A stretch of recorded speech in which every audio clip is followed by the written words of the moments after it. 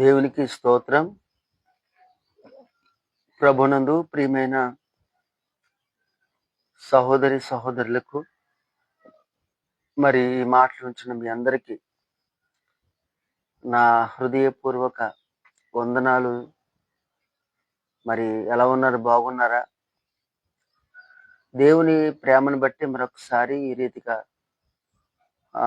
మీతో మాట్లాడడానికి ప్రభువు నాకు చూపిన కృపను బట్టి నేను ప్రభువుని స్తుతిస్తున్నాను.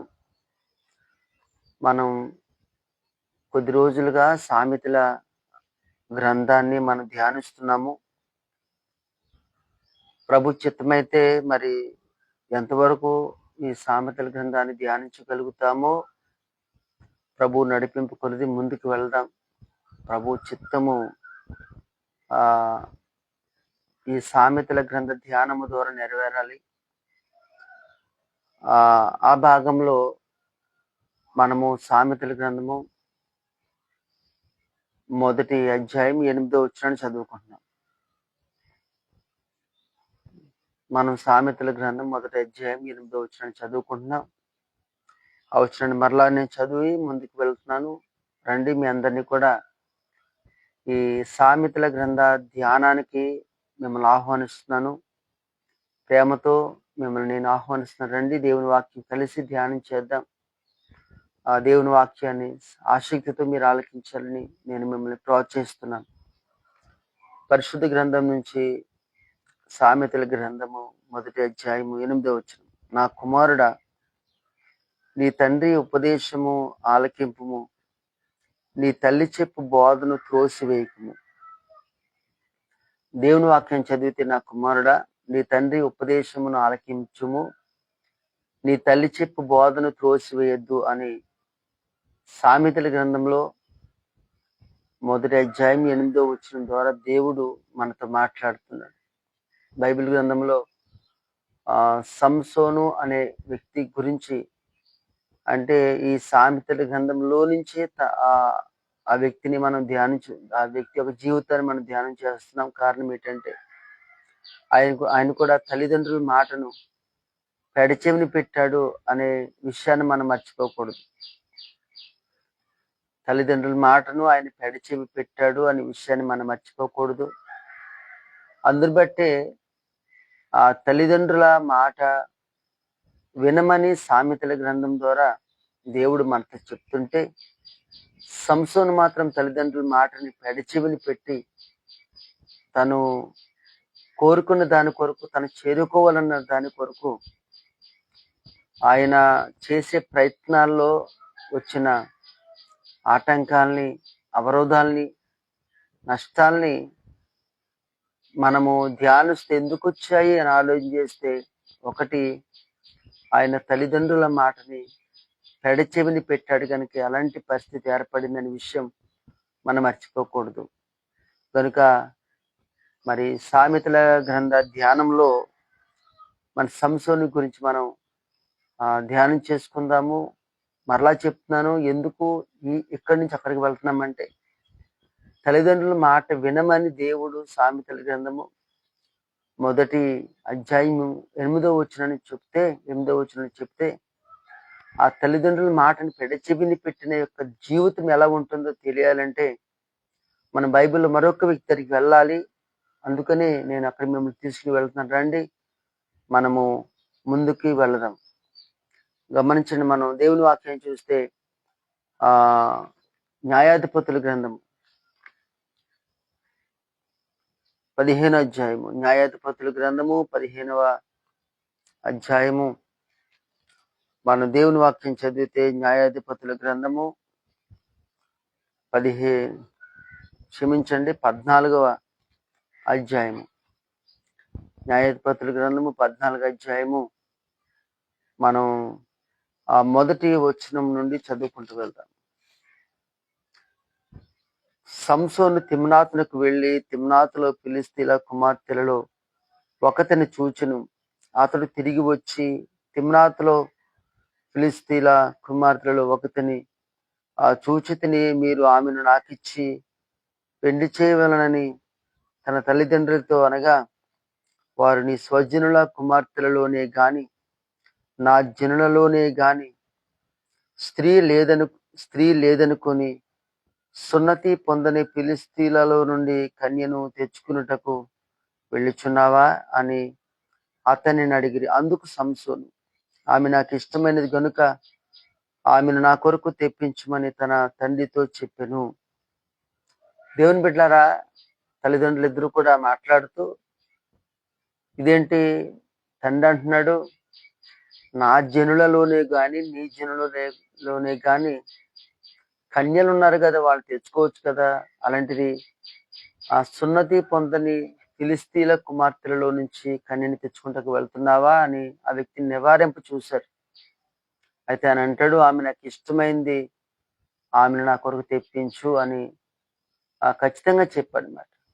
అంటే తల్లి తండ్రులు చెప్పిన మాట ఆయన త్రోసివేశాడు. అయితే దేవుని బిడ్డలారా, మనం ఆలోచన చేస్తే అలా త్రోసివేసి ముందుకెళ్ళినప్పుడు సింహము తన మీదకి వచ్చి రావడము జరిగింది. అది మనం ధ్యానించుకున్నాము. ఇంకా ఏం జరిగింది అని ఆలోచన చేస్తే మనం ముందుకు చదువుకుంటూ వెళ్తే దేవుని బిడ్డలారా, ఇక్కడ ఒక విషయాన్ని మనం చూడొచ్చు. అప్పుడు సంసోను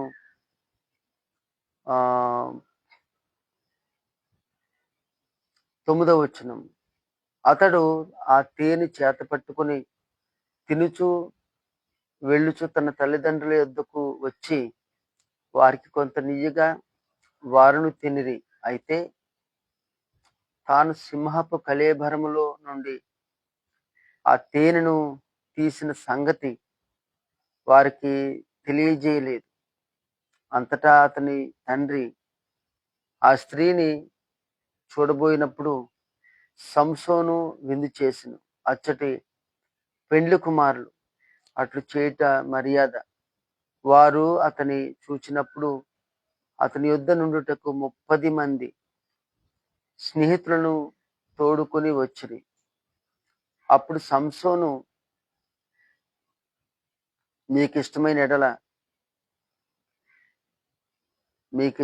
ఎడల నేను మీ ఎదుట ఒక విప్పుడు కథను వేసేదను. మీరు ఈ విందు జరుగు 7 దినములలోగా దాని భావమును నాకు తెలిపిన ఎడల నేను 30 సన్నపు నారు బట్టలను 30 దుస్తులను మీకిచ్చేదను.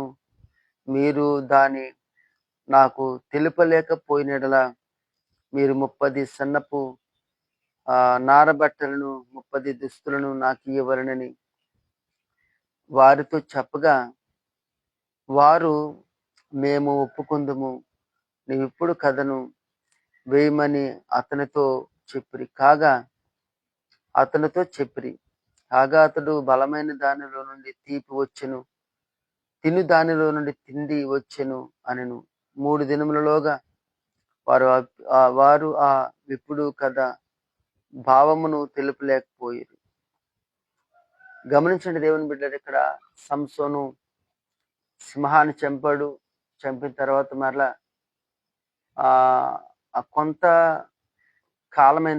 కొంతకాలమైన తర్వాత మరలా అదే ఇంటికి వాళ్ళు వెళ్తున్నారు అన్నమాట. ఈ లోపల ఆయన సింహాన్ని చంపాడు కదా, ఆ చంపిన కళేబరం తేనెబొట్టు పడితే దాంట్లో తేనె పుచ్చుకుని తింటూ వెళ్ళి తన తండ్రికి ఇచ్చారు. తన తండ్రికి ఇస్తే వారు కూడా తిన్నారు. అయితే మనం ఆలోచన చేస్తే దేవుని బిడ్డలారా, మరి తిన్న తర్వాత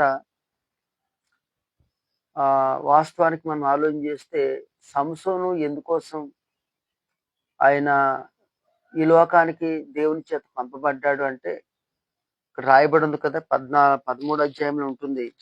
ఏమంటుందంటే మనం చూస్తే 3వ వచనం 13:3, యెహోవా దూత ఆ స్త్రీకి ప్రత్యక్షమై, ఇదిగో నీవు గొడ్రాలువు, నీకు కానుపు లేకపోయెను, అయితే నీవు గర్భవతివై కుమారుని కందువు.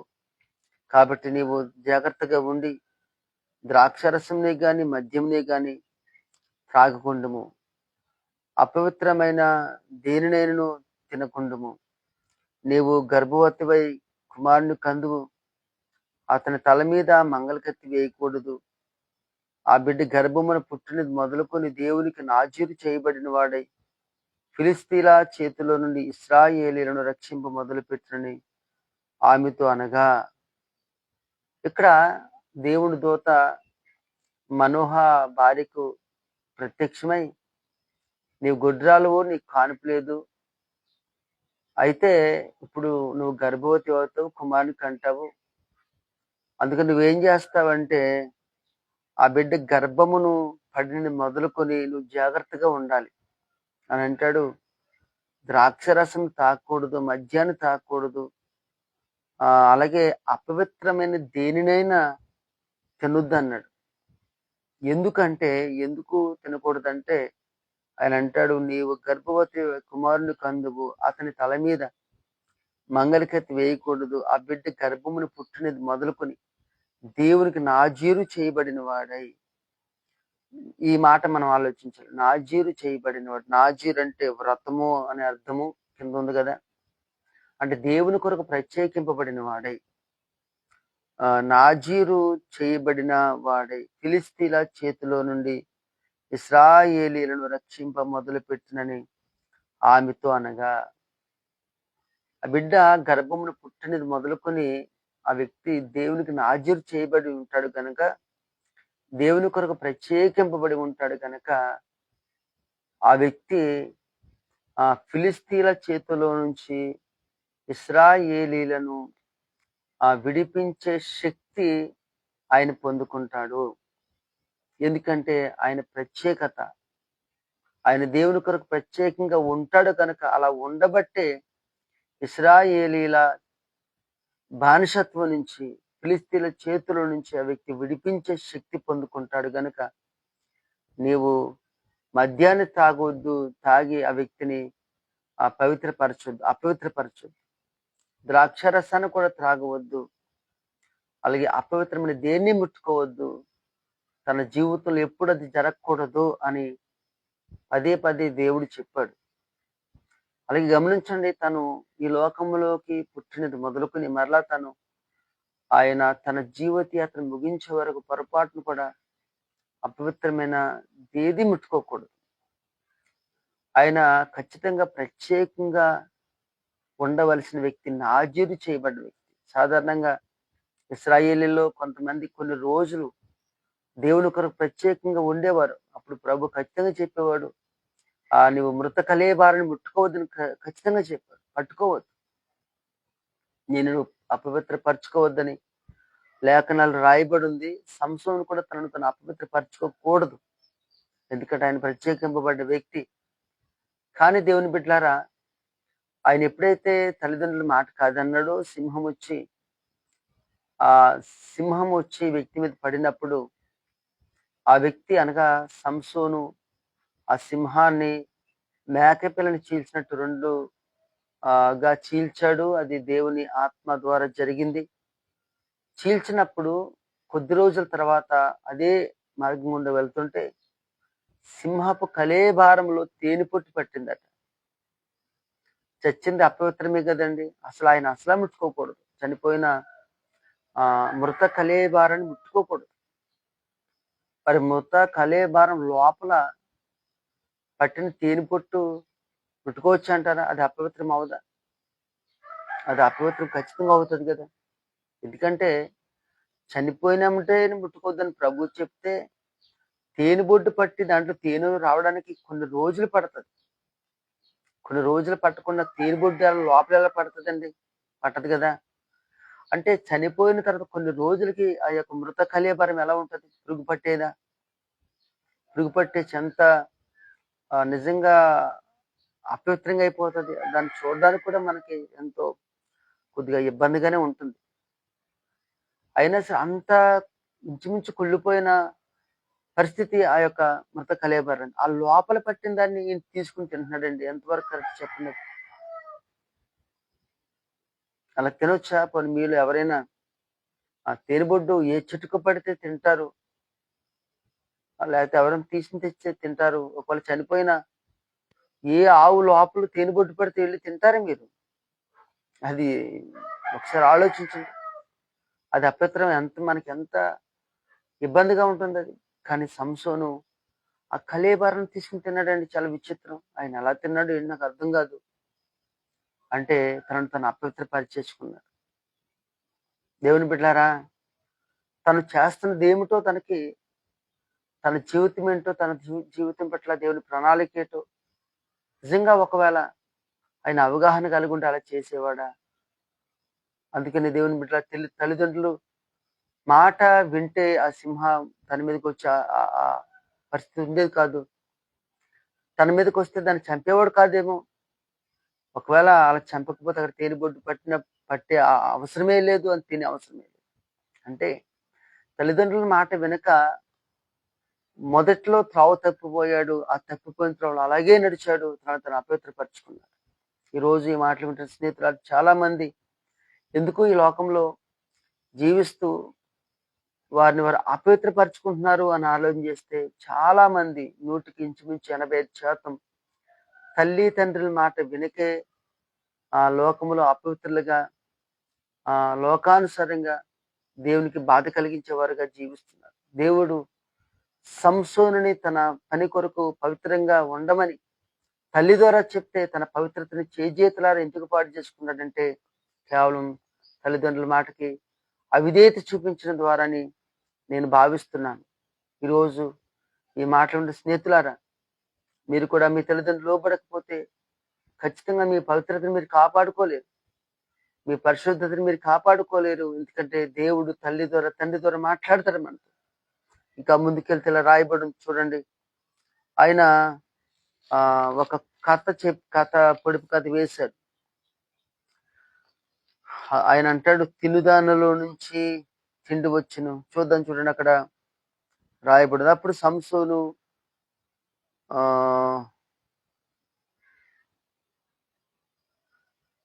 చూడండి, అప్పుడు సంసోను, మీకు ఇష్టమైన ఎడలా నేను మీ ఎదుట ఒక విప్పుడు కదా వేసేదను. మీరు ఈ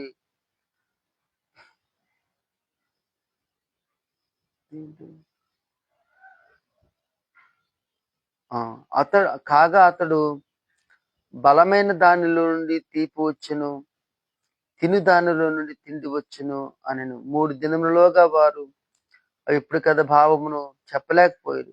7వ దినమున వారు సంసోను భార్యతో ఇట్లనిది, నీ పెనిమిటి ఆ విప్పుడు కథ భావమును మాకు తెలిపినట్లు అతని లాలన చేయము.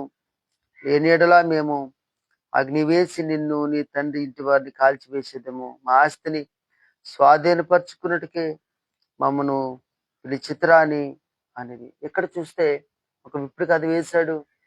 నిజంగా ఇప్పుడు కథ వాళ్ళు చెప్పలేకపోయారు. కానీ తన భార్యతో అంటారు, ఏ విప్పుడు కథ అయితే నీ భర్త వేశాడో ఆ విప్పుడు కథ అది చెప్పేటట్లు నువ్వు ఆ వ్యక్తిని లాలన చేసి అది మాకు చెప్పు, లేకపోతే నిన్ను చంపేస్తాము, నీ తండ్రి ఇంటి వారిని చంపేస్తాము. చూడండి, వాళ్ళకి ప్రాణాపాయం దేనికి వచ్చిందండి? వాళ్ళకి ప్రాణాపాయం దేనికి వచ్చింది? ఒకవేళ సంసోను ఇప్పుడు కథ వేయకపోతే వాళ్ళకి ప్రాణాపాయం వచ్చినా వాళ్ళు అంటారు, నిన్ను చంపేస్తాము, నిన్నే కాదు నీ తండ్రి ఇంటి వారిని కూడా మేము చంపేస్తాం అని వారిని నిజంగా బెదిరిస్తున్నారు. కొంత సందర్భంలో జరిగింది కూడాను. అయితే మనం ఆలోచించి నేనేమంటానంటే, వారిని చంపడం తప్పని నేను చెప్పను. ఎందుకంటే వాళ్ళు యెహోవా ప్రజలు, కీడు చేసిన ప్రజలు.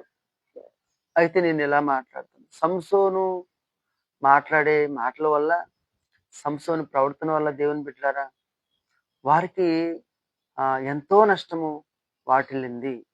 నేనేమంటానంటే వారిని వాటిల్లడం తప్పని నేను చెప్పను. వాళ్ళు దేవుని ప్రజలను బాధ పెట్టేవారు. కానీ మనము కూడా తల్లి తండ్రి చెప్పు చేతల్లో పెరగకపోతే, తల్లిదండ్రుల మాట ప్రకారం జీవించకపోతే, తల్లిదండ్రులు చెప్పే వాటిని మనం పరిగణలోకి తీసుకోకపోతే, గమనించండి, మనము కూడా మన మాటల ద్వారా మన చుట్టుపక్కల వారికి శ్రమను తెచ్చే వ్యక్తులుగానే ఉంటాము. మన చుట్టుపక్కల వారిని బాధ పెట్టేవారుగానే ఉంటాము. మన ద్వారా కొంతమంది ఇబ్బంది పడతారు. కారణం ఏంటంటే తల్లిదండ్రులు చిన్నప్పటి నుంచి మనల్ని ఎలా పెంచాలో అలా వారు మనల్ని పెంచుతున్నప్పుడు వారి మాటను మనం లెక్క చేయలేదు గనక ఎవరి దగ్గర ఎలా ప్రవర్తించాలో మనకు అర్థం కాదు. ఎవరి దగ్గర ఎలా జీవించాలో మనకు అర్థం కాదు. కారణం ఏంటంటే తల్లిదండ్రులు అనేవారు వాళ్ళ జీవితంలో ఎన్నో అనుభవించారు. అందుకనే ఎలా జీవిస్తే మనకి మేలో వాళ్ళకి తెలుసు. ఏం మాట్లాడితే మనకి మేలో వాళ్ళకి తెలుసు. అందుకనే ఒరేయ్ నాయనా అలా జీవించొద్దు, ఇలా బ్రతకొద్దు, అక్కడికి వెళ్ళొద్దు, ఇక్కడికి వెళ్ళొద్దు. అది చేయొద్దు, ఇది చేయొద్దు, అలా మాట్లాడొద్దు, ఇలా మాట్లాడొద్దు అని పదే పదే వాళ్ళు జాగ్రత్త చెప్తూ ఉంటారు. గమనించండి. ఆ జాగ్రత్తను మనం వింటే మన మాట ఒక వ్యక్తి సంతోషాన్ని కలిగిస్తుంది గానీ, మన మాట ఒక వ్యక్తి జీవితంలో ముప్పు తీసుకొని రాదు. మన సంసోను మాట ఒక వ్యక్తి కుటుంబాన్ని నాశనం చేస్తాము అనే కాడికి తెచ్చింది. నాశనం చేశారు కూడా కొంత సమయం తర్వాత. అందుకని దేవుని బిడ్డలారా ఎందుకు పదే పదే తల్లిదండ్రులు అని చెప్తున్నానంటే, సంసోను తల్లిదండ్రుల మాట వినలేదు గనుక అతను అపవిత్రుడైపోయాడు. సంసోను తల్లిదండ్రుల మాట వినలేదు గనుక తన మూలన ఒక కుటుంబంలోకి నష్టం వచ్చింది. ఒక కుటుంబం పాడైపోవడానికి తను కారణమైపోయాడు. గనుక బైబిల్ ఇలా చెప్తుంది, నా కుమారుడా నీ తండ్రి ఉపదేశాన్ని నీవు తిరస్కరించొద్దని చెప్తుంది. చూద్దాం అక్కడ రాయబడి ఉంది కదా. సామెతల గ్రంథము మొదటి అధ్యాయం 8వ వచనం. నా కుమారుడా నీ తండ్రి ఉపదేశము ఆలకింపము, నీ తల్లి చెప్పు బోధను త్రోసివేయకము అన్నాడు. గనుక మీరు సంసోను వలె దేవుని ఆ వాక్యం చెప్తున్నట్లు తల్లిదండ్రుల మాటలు మీరు త్రోసివేయొద్దు. సంసోను అలా త్రోసివేసే తనకి నష్టాన్ని తెచ్చుకున్నాడు. అలా త్రోసివేసే అపవిత్రుడైపోయాడు. అలా త్రోసివేసే ఒక కుటుంబానికి నష్టం రావడానికి, కుటుంబం పాడైపోవడానికి సంసోను కారణమైపోయాడు. కనుక స్నేహితులారా మీ తల్లిదండ్రుల మాట వినండి. దేవుడు మిమ్మల్ని దీవిస్తాడు. అటు కృప మీకు అనుగ్రహించబడును గాక. ప్రార్థన చేద్దాం. స్తోత్రం ప్రభువా, ఎంతమంది అయితే మాటలు విన్నారో వారందరినీ మీరు దీవించి ఎత్తబడిన వాక్యం నీరు పెట్టి ఫలం ఇచ్చేయమని మా ప్రభు రక్షకుడైన క్రీస్తు యేసు నామములో బ్రతిమాలుకొనుచున్నాను తండ్రి. ఆమేన్. దేవుని ప్రేమ ఈ మాటలను ప్రతి ఒక్కరికి లోకంలో సకల పరిశుద్ధులకు సదాకాలము తోడై ఉన్నది గాక. ఆమేన్, ఆమేన్, ఆమేన్. దేవుని బిడ్డలారా, వచ్చే భాగంలో తల్లిదండ్రుల మాట వినడం ద్వారా మనకి వచ్చే మేలులు మనం మాట్లాడుకుందాం.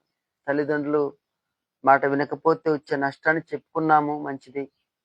వచ్చే భాగంలో తల్లిదండ్రుల మాట వినడం ద్వారా మనం పొందుకొని మేలులు నేను మీకు ఆ వివరిస్తాను. ప్రభువు నాకు సహాయం చేయను గాక. ఆ విషయాన్ని మనం మాట్లాడుకుందాం. దేవుడు మీ అందరిని దీవించును గాక. అందరూ ప్రార్థన చేయండి. ప్రభు చిత్తంలో ఈ వాక్య ధ్యానం నడవాలని.